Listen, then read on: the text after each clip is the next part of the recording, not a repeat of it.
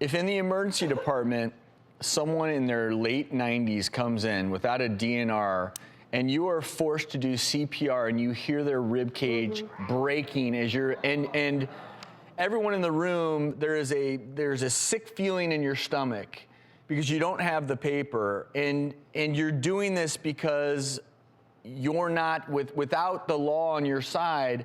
That's why I have become passionate about we need to have a better system in place, whether it be a universal bracelet, tattoos, you're right, probably not the answer.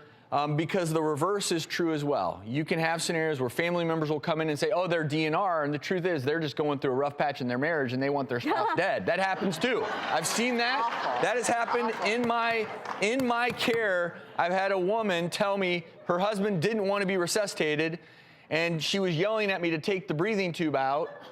She's like, he's DNR, and I'm like, hey, he looks pretty healthy. I think and then 2 hours later, turns out his kids come in and he wasn't DNR. So it goes both ways. Such a complex area of the law and medicine. It is, and at the end of the day, honestly, as physicians, all we really want to do is honor a patient's true wishes. You know what, though, with the healthcare proxy, which is legal in 50 states, we can appoint a person who is empowered to consent to a DNR. You don't need a lawyer for a healthcare proxy. I have them for free on my website. So everyone should do that. That's a great point, really good point. And you don't need to be 65 to have that conversation. Unfortunately, things happen to people when they're 20, 30, so it's an uncomfortable conversation. It's not a fun conversation, but it's a very necessary conversation. And what's really cool, and before we go to break, you can now very clearly specify. You can even say, you know what, I do want to be resuscitated, but prolonged fetal care is not something that I would desire. You can spell it out exactly to your particular wishes,